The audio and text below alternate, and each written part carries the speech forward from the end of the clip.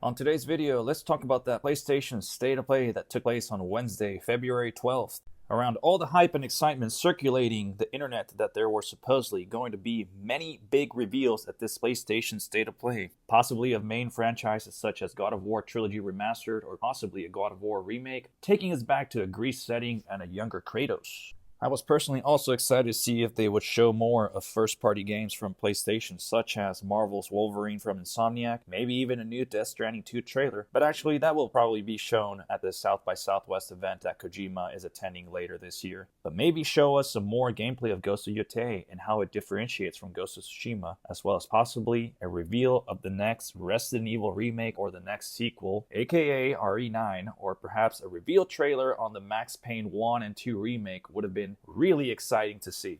Well, unfortunately, none of this ended up coming to fruition at this event, so we will have to wait a little longer for these franchises to have their next reveal actually occur. However, we did have a bunch of games get revealed that I quite frankly did not care about most of them.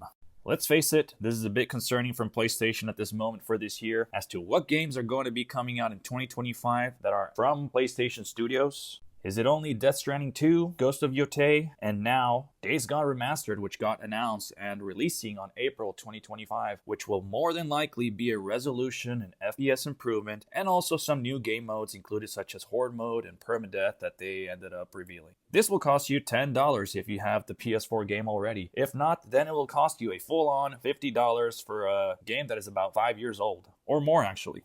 What actually would have been nice is that PlayStation should have revealed the surprise of Days Gone 2 sequel, but we all know that that ended up getting canned a couple of years ago. So I'm really just going to talk about mainly the games that excite me from this recent State of Play, which is really not that many. Honestly, one of the main things that was exciting for me is to see again is the leaked trailer that I had already seen from Metal Gear Solid Delta Snake Eater, but now making it official that the game will be truly released on August 28th, 2025 unless there is some delay. And as I've said in a previous video, the game looks amazing and I can't believe that this remake is finally becoming a reality as an MGS fan.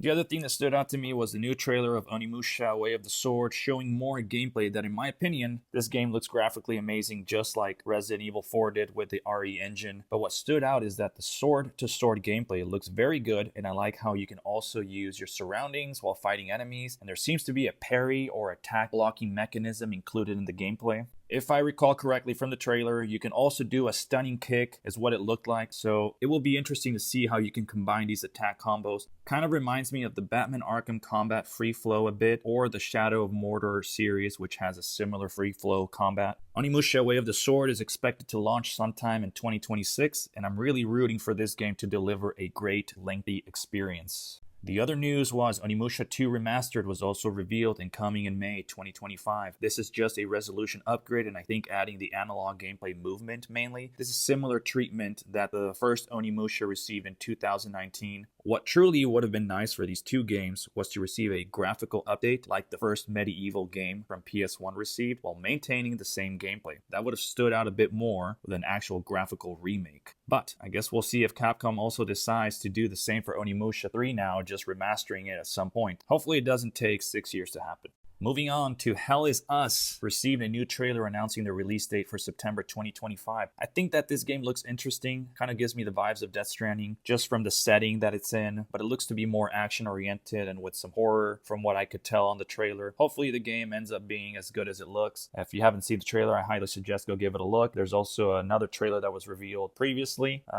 Give it a shot, take a look, see if it's something that you'd be interested in. And now on to Borderlands 4. This game looks fun, but quite frankly, I never played any of the other Borderlands. I actually have them all, but have not had the time to fully sit down and play them and enjoy them. I've heard great things about them. I'm guessing the fourth iteration will be similar to the previous games. The game looks to have the same style of drawing / cartoony graphics, and I think at some point I'll start playing the previous games to prepare for this one. This game is coming out in September 2025. A game that stood out a bit was Mind's Eye. I quite frankly don't know how to feel about this one. I like that it is led by previous Rockstar North ex-developers. It looks like a GTA sci-fi game that looks to potentially have good gameplay, but at the same time it looked a bit clunky, which is something that I hope the developers end up improving. Graphics-wise, there are scenes that look great, but others where I thought it was a bit subpar. So let's hope and see that these developers can come through and deliver a great experience from what looks to be an action-packed open world world sci-fi game. This game is supposed to launch in this summer 2025.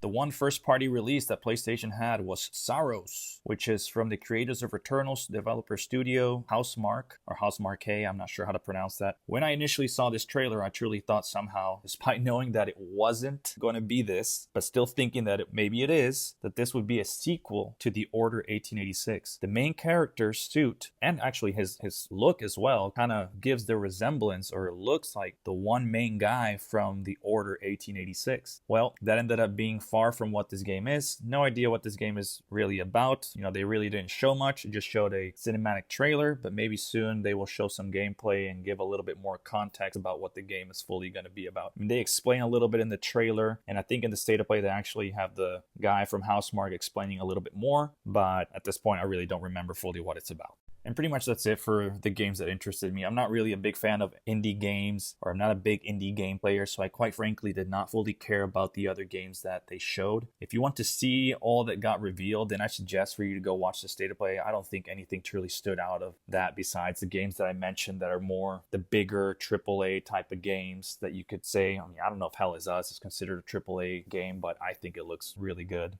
And if I'm honest at this point, this state of play was pretty freaking disappointing. And I really thought that PlayStation was going to come out with the big guns at the start of 2025 and get us all hyped up. Like the fact that they didn't end up showing anything new on Marvel's Wolverine, or maybe Capcom showing something about, like I said, the Resident Evil remake or the next Resident Evil 9 or whatever. Like something that's a little bit more exciting, or Max Payne remakes from Remedy.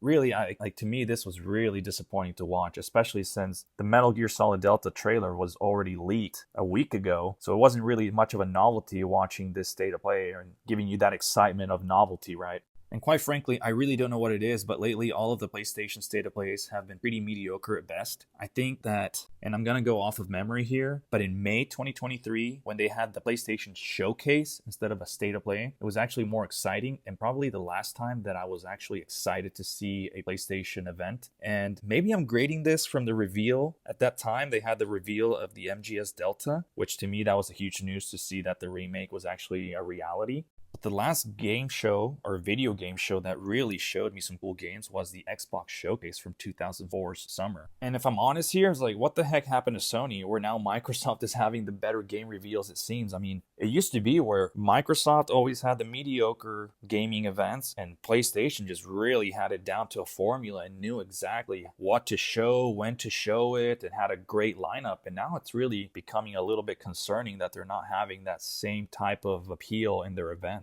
But anyways, that's all I have for you for today. I hope you enjoyed the video and my thoughts and comments. If you did, make sure that you liked the video. And if you didn't, make sure you thumb it down. Make sure you subscribe for more, and I'll see you in the next video. Peace.